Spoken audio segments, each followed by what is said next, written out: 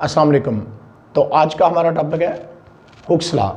तो Hooke's law को start करने से पहले मैं आपसे कहूँगा कि हमने अपने चैनल पे इलास्टिसिटी की वीडियो की हुई है, तो आप उस वीडियो को लाजमी देखिएगा, क्योंकि उस वीडियो के अंदर हमने इलास्टिसिटी के बारे में आपको बताया और फिर हमने स्ट्रेस और स्ट्रेन के बारे में आपको बताया हुआ है, और वो वीडियो आपके लिए बहुत ज़्यादा हेल्पफुल रहेगी हुक्स लॉ को समझने में, क्योंकि हुक्स लॉ जो है वो स्ट्रेस और स्ट्रेन का चक्कर ही एक है।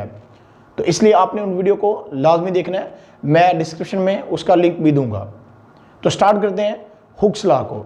तो हुक्स लॉ को डिफाइन करने से पहले, इसकी डेफिनेशन को स्टार्ट करने से पहले मैं आपसे कहूँगा कि आप ज़रा इस इलास्टिसिटी को ध्यान से देखिएगा कि इलास्टिसिटी जो है वो डिपेंड किस पे कर रही है। लचक जो है, जब किसी बॉडी को हम उसके ऊपर फोर्स अप्लाई करते हैं तो इसकी लेंथ में, शेप में या वॉल्यूम में चेंज आता है, तो वो डिपेंड करता है कि हम कितनी ज़्यादा इस पे फोर्स अप्लाई कर रहे हैं। अब जितनी ज़्यादा स्ट्रेस अप्लाई करेंगे, तो जितनी ज़्यादा फोर्स अप्लाई करेंगे, उतना ही ज़्यादा लेंथ में, शेप में और वॉल्यूम में तब्दीली आने वाली है। इसी तरह से ये मेरे पास एक स्प्रिंग है, इसको देखिएगा, स्प्रिंग पे थोड़ी फोर्स लगाता हूँ तो इसकी लेंथ में थोड़ा इजाफा होता है, लेकिन जैसे मैं फोर्स बढ़ाता जाता हूँ इसकी लेंथ में क्या होता जाता है, इजाफा होता जाता है। तो ये यानी कि फोर्स जो है, ये देखिएगा ज़रा फिर से कि मैं इस पर फोर्स लगाता हूँ और ये ऐसे ये फोर्स लगा रहा हूँ, इसकी लेंथ में क्या हो रहा है, इजाफा हो रहा है। तो इसकी लंबाई में इजाफा या इसकी लेंथ में इजाफा किस वजह से हो रहा है या कितना ज़्यादा हो रहा है, वो डिपेंड करता है कि मैंने कितनी इस पर स्ट्रेस अप्लाई की है। जितनी ज़्यादा मैं स्ट्रेस अप्लाई करूँगा उतना ज़्यादा इसके अंदर स्ट्रेन पैदा होता जाता है, उतना ज़्यादा इसकी लेंथ में इजाफा होता जाता है, उतनी ज़्यादा, यानी कि अगर कोई और बैलून की एग्जांपल हम लें तो बैलून पे आप फोर्स अप्लाई करो तो उसकी शेप में तब्दीली जो होगी वो डिपेंड करती है स्ट्रेस पे। तो अब हम स्टार्ट करते हैं हुक्स लॉ को। इसकी डेफिनेशन सबसे पहले है, the strain produce in a body by stress applied to it is directly proportional to the stress within elastic limit of the body।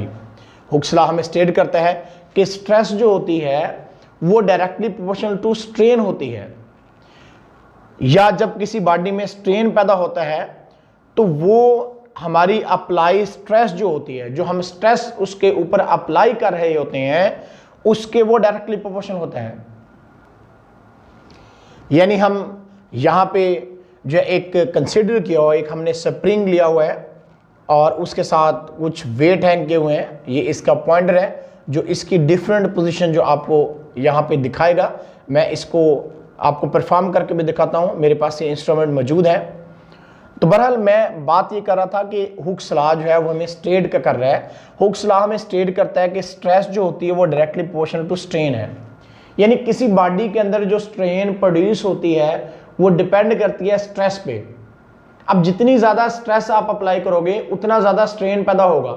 जैसे मैं यहाँ पे दिखा रहा था आपको कि ये स्प्रिंग है मेरे पास, अब जितनी ज़्यादा मैं स्ट्रेस अप्लाई करता जा रहा हूँ उतना ज़्यादा क्या होता जा रहा है, उतना ज़्यादा स्ट्रेन प्रोड्यूस होता जा रहा है। जितनी ज़्यादा स्ट्रेस अप्लाई करूँगा उतना ज़्यादा क्या होगा, स्ट्रेन पैदा होगा। इसी तरह से ये बाइंडिंग रिंग मेरे पास एक है, तो इसको भी जब मैं खींचता हूँ ऐसे, जितनी ज़्यादा मैं स्ट्रेस अप्लाई करता हूँ उतना ज़्यादा स्ट्रेन पैदा होता है। यानी स्ट्रेस का स्ट्रेन के साथ डायरेक्ट रिलेशन है कि जैसे ही आप स्ट्रेस को बढ़ाओगे, जैसे ही स्ट्रेस बढ़ाओगे उतना ज़्यादा स्ट्रेन प्रोड्यूस होगा। यानी अगर हम स्ट्रेस जो है उसको इंक्रीज करते हैं तो मीन स्ट्रेन भी इंक्रीज होगा। इसी तरह से अगर हम स्ट्रेस को डिक्रीज करते हैं तो स्ट्रेन भी क्या हो जाता है, स्ट्रेन भी डिक्रीज होता है। यानी स्ट्रेस का स्ट्रेन के साथ डायरेक्ट रिलेशन है। जैसे जैसे स्ट्रेस बढ़ाएंगे, जितनी ज़्यादा स्ट्रेस अप्लाई करेंगे उतना ज़्यादा स्ट्रेन प्रोड्यूस होता है। तो यहाँ पे हम आपको एक सिस्टम हमने सारा यहाँ पे लगा हुआ है। हमने कंसीडर किया एक स्प्रिंग बैलेंस हमने लिया हुआ है और इसको वर्टिकली हैंग किया हुआ डाउनवर्ड, और एक आयरन स्टैंड के साथ हमने इसको सपोर्ट दी हुई है। तो जब हम कुछ वेट जो है वो सस्पेंड करवाते हैं तो पॉइंटर ऑफ द स्प्रिंग जो होता है ये अपनी लोअर पोजीशन पे आ जाता है। ये इसका पॉइंटर है, तो जैसे इसके अंदर मैं वेट डालता हूं तो ये अपनी लोअर पोजीशन की तरफ आ जाता है, और जिससे क्या होता है, जिससे स्प्रिंग की लेंथ जो है उसमें इजाफा हो रहा है। अब जो एक्सटेंशन इन अ स्प्रिंग है वो क्या हुई है, वो इंक्रीज हुई है। इट मीन दैट कि जो स्ट्रेन प्रोड्यूस हुआ है स्प्रिंग के अंदर वो directly proportional to stress applied on spring है, कि जैसे जैसे मैं इसके अंदर वेट बढ़ाता जाऊंगा तो वैसे वैसे स्प्रिंग की लेंथ में, स्प्रिंग की लंबाई में इजाफा होता जाता है। जैसे जैसे स्प्रिंग की लंबाई में इजाफा होगा तो वैसे वैसे स्ट्रेन भी बढ़ता जाएगा। तो इसीलिए हम यहाँ पे आपको बता रहे हैं कि स्ट्रेस जो होती है वो डायरेक्टली प्रोपोर्शनल टू स्ट्रेन है, कि जितना ज्यादा हम स्ट्रेस अप्लाई करते हैं उतना ज्यादा स्ट्रेन जो प्रोड्यूस होता है। अब हम इसको आपको परफॉर्म करके भी दिखाते हैं। ये फिगर जो हमने बनाई हुई है इसी तरह का हमारे पास इंस्ट्रूमेंट है, तो हम आपको परफॉर्म करके इसको दिखाते हैं कि किस तरह से स्ट्रेस जो है वो डायरेक्टली प्रोपोर्शनल टू स्ट्रेन है। तो यहां पे हमारे पास स्प्रिंग बैलेंस है। आप देखिएगा इनिशियल पोजीशन जो स्प्रिंग की है वो 0 पे है। जैसे इसके साथ एक हैंगर जो है उसको मैं अटैच करता हूं तो हैंगर का भी एक जो आप समझे कि वेट है ये 50 ग्राम का हमारे पास हैंगर है। तो जैसे ही मैंने हैंगर इसके अंदर डाला तो आप देखें स्प्रिंग की लेंथ में क्या हो रहा है, स्प्रिंग की लेंथ में इजाफा हो रहा है। इसका मतलब अगर स्प्रिंग की लेंथ में इजाफा हुआ है तो उसकी वजह ये स्ट्रेस जो हमने अप्लाई किया है जिससे इस स्प्रिंग के लेंथ में इजाफा हुआ है, यानी इसमें स्ट्रेन पैदा हुआ है। अब मैं इसके अंदर डिफरेंट वेट जो है वो डालता जाता हूं, मतलब एक एक करके इसका वेट बढ़ाता जाता हूं। तो आप देखिएगा ज़रा, ये मेरे पास वेट है कुछ 50 ग्राम्स के, तो मैं इनको डालता जाता हूं। आप देखिएगा कि वैसे वैसे स्प्रिंग की लेंथ में क्या होता जाएगा, इजाफा होता जाएगा। अब देखें कि ये हमारे पास स्केल जो वो सेंटीमीटर में है, 0 1 2 3 4 5 6 सो ऑन, ये हमारे पास 15 सेंटीमीटर तक है, 150 मिलीमीटर तक है। तो जैसे इसको पॉइंटर को मैं छोड़ता हूं, आप देखिएगा कि ये पॉइंटर जो है वो हमें इसकी रीडिंग जो है वो बताया जा रहा है। अब फिर से ज़रा देखिएगा, एक और वेट का इजाफा करने जा रहा हूं मैं। जैसे मैंने एक और वेट डाला तो स्प्रिंग की लेंथ में और इजाफा हो गया। इसी तरह से मैं एक और वेट को डालता हूं तो आप देखिएगा स्प्रिंग की लेंथ में और ज़्यादा इजाफा हो गया। इसी तरह से मैं अब एक और वेट डालता हूं तो जैसे जैसे मैं वेट डालता जा रहा हूं स्प्रिंग की लेंथ जो है इसमें एक्सटेंशन बढ़ती जा रही है, यानी इसमें इजाफा होता जा रहा है। अब फिर से एक और वेट डालता हूं तो आई थिंक आपको पॉइंटर यहां पे नजर आ रहा होगा कि इसकी लेंथ में कितना ज्यादा इजाफा हो गया है और स्प्रिंग जो है वो स्केल से ही बाहर चला गया है। तो अब मैं एक एक करके इसमें से वेट जो है उसको निकालता हूं। तो जैसे जैसे मैं निकालता हूं वेट तो वैसे वैसे आप देखिएगा इसका पॉइंटर क्या आ रहा है, वैसे वैसे इसका पॉइंटर जो ऊपर आ रहा है। ये 50 ग्राम के हमारे पास जो मैसेज हम इसके अंदर डाल रहे हैं। तो अब देखिएगा जैसे ही मैं, अब देखें इसको वेट इसमें से यानी मैस जो 50 ग्राम्स के वो मैं इसमें से निकाल रहा हूं। तो जैसे जैसे मैं निकालता जा रहा हूं पॉइंटर की पोजीशन चेंज होती जा रही है, यानी पॉइंटर ऊपर को आता जा रहा है। स्प्रिंग की लेंथ में जो इजाफा हो रहा था वो अब डिक्रीज हो रहा है, यानी उसमें कमी आ रही है। इसका मतलब जो यहाँ पे स्ट्रेस अप्लाई हुई है वो किसकी वजह से हुई है, वो जो हमने इसके अंदर मैसेज डाले हैं, यानी इसके वेट की जो वेट बनता जा रहा है उसकी वजह से स्ट्रेस अप्लाई हो रही है और इस स्प्रिंग की लेंथ में इजाफा जो हो रहा है वो स्ट्रेन प्रोड्यूस कर रहा है। तो इसीलिए हमने यहाँ पे आपको बताया कि स्ट्रेस जो होती है वो डायरेक्टली प्रोपोर्शनल टू स्ट्रेन है, कि जितनी ज्यादा हम स्ट्रेस अप्लाई करते जाएंगे उतना ज्यादा स्ट्रेन पैदा होता जाएगा विद इन इलास्टिक लिमिट, यानी अपनी लिमिट के अंदर रहते हुए। ये देखें इलास्टिक लिमिट, इलास्टिसिटी है इसमें, देखिए पॉइंटर ऊपर नीचे मूव कर रहा है, यानी इसकी इलास्टिसिटी है, एक लिमिट है, एक हदबंदी है। उस हदबंदी से अगर हम क्रॉस कर जाएंगे तो ये स्प्रिंग अपनी ओरिजिनल शेप पे आप वापस नहीं आ पाएगा। इसके अंदर एक मुस्तकिल तौर पर बगाड़ पैदा हो जाता है, स्ट्रेन इसके अंदर प्रोड्यूस हो जाता है। इसको ग्राफिकली भी हम आगे चल के आपको दिखाते हैं, लेकिन उससे पहले मैं जरा आपको बता दूं कि हमारे पास जो इलास्टिक लिमिट है उसकी डेफिनेशन को जरा देखिएगा। इलास्टिक लिमिट है, it is a limit within which a body recover its original length, shape और volume after deforming force removed. जैसे हम डिफॉर्मिंग फोर्स उसको हटाते हैं, डिफॉर्मिंग फोर्स को, तो फिर क्या होता है, डिफॉर्मिंग फोर्स को हटाते ही बॉडी अगर ओरिजिनल शेप, लेंथ, वॉल्यूम पे वापस आती है तो इसको हम बोलते हैं ये उसकी होती है इलास्टिक लिमिट। यानी इस लिमिट के अंदर रहते हुए हमने जो है बताया है कि स्ट्रेस जो होती है वो स्ट्रेन के डायरेक्टली प्रोपोर्शनल होती है। क्योंकि डेफिनेशन में आप देखें जरा, the strain produced in a body by stress applied to it is directly proportional to stress within elastic limit of a body.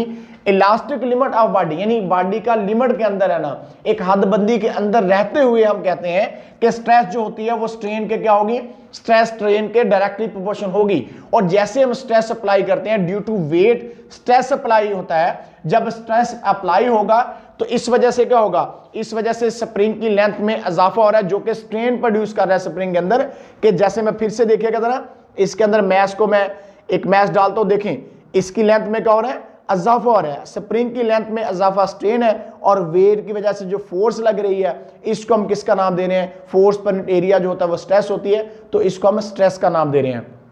अब एक इलास्टिक लिमिट के अंदर रहते हुए ये बात होती है, इलास्टिक लिमिट के अंदर रहते हुए हम कहते हैं कि स्ट्रेस जो हमारे पास है वो स्ट्रेन के डायरेक्टली प्रोपोर्शनल है। कि जैसे जैसे इसके अंदर मैसेज को बढ़ाता जाता हूं तो वेट बढ़ता जा रहा है, जिस वजह से क्या हो रही है, आप देखिएगा स्प्रिंग की लेंथ में इजाफा हो रहा है, यानी स्प्रिंग के अंदर स्ट्रेन ज्यादा प्रोड्यूस हो रहा है और इसी तरह से स्ट्रेस जो है वो बढ़ती जा रही है जो कि वेट की वजह से है। तो ये चीज हमने यहाँ पे आपको एक्टिविटी में भी परफॉर्म करके दिखा दी है कि stress directly proportional to strain है। यहाँ पे हम रीडिंग लेने की हमें ज़रूरत नहीं है क्योंकि प्रैक्टिकल वर्क में हम रीडिंग लेते हैं। यहाँ पे हम इसको जनरल आपको समझा रहे हैं कि फोर्स जो है वो डायरेक्टली प्रोपोर्शनल टू एक्सटेंशन है विद इन इलास्टिक लिमिट। कि फोर्स जो होती है वो लेंथ में जो इजाफा हो रहा है, यानी बॉडी या स्प्रिंग जो है जो इसकी लंबाई में इजाफा हो रहा है वो वेट का जो फोर्स एक लग रहा है वो उसके डायरेक्टली प्रोपोर्शनल है। यानी इसको हुक्स लॉ को हम ऐसे भी कह सकते हैं कि force directly proportional to extension होगी। जैसे जैसे स्ट्रेस बढ़ेगी यानी फोर्स बढ़ती जा रही वेट की, वैसे वैसे स्प्रिंग की लेंथ में भी क्या होगा, इजाफा होगा। लेकिन एक पॉइंट ऐसा आता है जब ये चीज नहीं रहती, वो कब पॉइंट आता है, लेकिन उससे पहले जरा मैं आपको बता दूं कि जब हम कहते हैं stress directly proportional to strain है, यानी स्ट्रेस जो हमारे पास है, इसको मैं जरा हटा देता हूं जरा एक मिनट के लिए, कि स्ट्रेस जो है वो डायरेक्टली प्रोपोर्शनल टू क्या है, stress directly proportional to strain है। तो स्ट्रेस इज इक्वल टू, अब प्रोपोर्शनल का साइन हमने खत्म किया, इसकी जगह पे हमने कांस्टेंट लगाया और साथ में मल्टीप्लाई स्ट्रेन हो गया। अब इक्वलिटी लगा दी, प्रोपोर्शनल का साइन खत्म कर दिया, कांस्टेंट लगा दिया। अब ये कांस्टेंट ही हुक्स लॉ है। कांस्टेंट क्या है, यही हुक्स लॉ है। कांस्टेंट इस साइड पे रह जाता है, स्ट्रेन इधर, मल्टीप्लाई इधर आके डिवाइड हो जाता है। तो कांस्टेंट इज इक्वल टू आ जाएगा स्ट्रेस बाय स्ट्रेन, यानी कांस्टेंट जो हमारा होगा वो किसके बराबर आता है, कांस्टेंट हमारा जो है वो बराबर आता है स्ट्रेस बाय स्ट्रेन के। तो हमारे पास देखिएगा constant is equal to stress by strain आ गया, ये हुक्स लॉ आ गया, यही हुक्स लॉ है। अब हुक्स लॉ जो है वो एप्लीकेबल किन काइंड्स ऑफ मैटर्स के लिए होता है, तो हुक्स लॉ एक स्पेसिफिक इलास्टिक लिमिट के अंदर तमाम किस्म की मैटर जो है उनके लिए क्या होगा, एक इलास्टिक लिमिट के अंदर रहते हुए उन सब के लिए एप्लीकेबल होगा। Hooke's law is applicable to all kinds of deformations and all type of matter, हर तरह की डिफॉर्मेशन और हर टाइप की मैटर के लिए जो है एक स्पेसिफिक इलास्टिक लिमिट के अंदर रहते हुए एप्लीकेबल होता है। तो यहाँ पे हम आपको ग्राफ दिखा रहे हैं, तो ग्राफ में आप देखिएगा जरा कि ये हमारे पास एक फोर्स है, एक साइड पे वाई एक्सिस पे हमने फोर्स को लिया हुआ है और एक्स एक्सिस पे हमने एक्सटेंशन को लिया हुआ है। फोर्स को एफ से रिप्रेजेंट कर रहे हैं और एक्सटेंशन को हम एक्स से रिप्रेजेंट कर रहे हैं। तो आप देखिएगा जरा इसका ग्राफ जो है वो स्ट्रेट लाइन में है, यहाँ पे ग्राफ देखिएगा स्ट्रेट लाइन में है, सीधी लाइन में ग्राफ जा रहा है। तो ये सीधी लाइन में ग्राफ हमें ये बताता है कि स्ट्रेस स्ट्रेन के तब डायरेक्टली प्रोपोर्शनल था, लेकिन आगे चल के जब ये इसमें थोड़ा बिगाड़ पैदा हुआ, जब स्ट्रेस स्ट्रेन के डायरेक्टली प्रोपोर्शनल नहीं रहा, तो तब जाके क्या हुआ, ये देखिएगा ग्राफ में ये लाइनें क्या हो गई हैं, टेढ़ी हो गई है। अब ये लाइन का टेढ़ा होना या ग्राफ के अंदर ये जो बिगाड़ पैदा हुआ है, ये इसकी वजह क्या है, इसकी वजह ये है कि जो एक इलास्टिक लिमिट थी, जिस लिमिट के अंदर रहते हुए स्ट्रेस स्ट्रेन के डायरेक्टली प्रोपोर्शनल थी, अब बॉडी जो है वो उस लिमिट को क्या कर गई है, क्रॉस कर गई है। जब उस लिमिट को क्रॉस कर जाएगी तो फिर आता है उसका जी ब्रेकिंग पॉइंट आ जाता है, यानी कि अब स्ट्रेस स्ट्रेन के डायरेक्टली प्रोपोर्शनल नहीं रहा। हो सकता है कि हमने ज्यादा स्ट्रेस अप्लाई कर दिया हो और स्ट्रेन उतना ज्यादा पैदा ना हो, या स्ट्रेस हमने कम अप्लाई किया और स्ट्रेन ज्यादा हो गया हो। तो ये यानी कि इसका पॉइंट जो होता है इसको हम ब्रेकिंग पॉइंट का नाम देते हैं। और यहाँ पे ग्राफ भी हम दिखा रहे हैं, graph between force and extension जो है, ये अभी जो मैंने आपको बताया ये इसी चीज के बारे में मैंने बताया हुआ है कि ग्राफ में हम जो चीजें बता रहे हैं कि इलास्टिक लिमिट हम जो है ऑब्टेन कर सकते हैं। तो स्ट्रेट लाइन जब होगी तब इलास्टिक लिमिट के अंदर force directly proportional to X होगा, यानी एक्सटेंशन के डायरेक्टली प्रोपोर्शनल होगी। जितनी ज़्यादा फोर्स लगेगी उतना ज़्यादा एक्सटेंशन होगी, उतनी ज़्यादा लंबाई में इजाफा होता है स्प्रिंग की। जितनी फोर्स कम लगती है उतना ही एक्सटेंशन कम होता है। तो ग्राफ जो बता रहा है elastic limit after elastic limit, graph does not remain straight. आप देखिएगा इलास्टिक लिमिट के बाद, ये इलास्टिक लिमिट पॉइंट था यहां तक, ये सारी इलास्टिक लिमिट के अंदर हुआ, stress directly proportional to strain हुआ, force directly proportional to extension हुआ है। लेकिन जैसे ही हमने इलास्टिक लिमिट को क्रॉस किया तो क्या हुआ, after elastic limit graph does not remain straight, the point after elastic limit is known as breaking point. तो ऐसा पॉइंट जो है वो ब्रेकिंग पॉइंट कहलाएगा, यानी जो इलास्टिक लिमिट है उसको ब्रेक कर दिया है, उस पॉइंट से हम क्या चले गए हैं, उस इलास्टिक लिमिट से हम क्या चले गए, हम उससे आगे चले गए हैं। तो इसी तरह से जो हमारे पास है कि इन मोस्ट ऑफ केसेस क्या होता है कि body return to original size shape में वापस आ जाती है जैसे हम डिफॉर्मिंग फोर्स को जो है वो रिमूव करते हैं। लेकिन अगर हम बात करें कि सॉलिड लिक्विड और gases with in certain limit की अगर हम बात करें तो दिस लिमिट जो होती है वो tell us the maximum stress that can be safely applied on a body without causing permanent deformation its length, volume और शेप। अदर वर्ड्स में हम ऐसे भी कह सकते हैं कि लिमिट एक ऐसी लिमिट जिसमें बॉडी ओरिजिनल शेप वॉल्यूम में वापस आ जाती है आफ्टर डिफॉर्मिंग फोर्स, तो वही उसकी क्या कहलाती है, इलास्टिक लिमिट कहलाती है।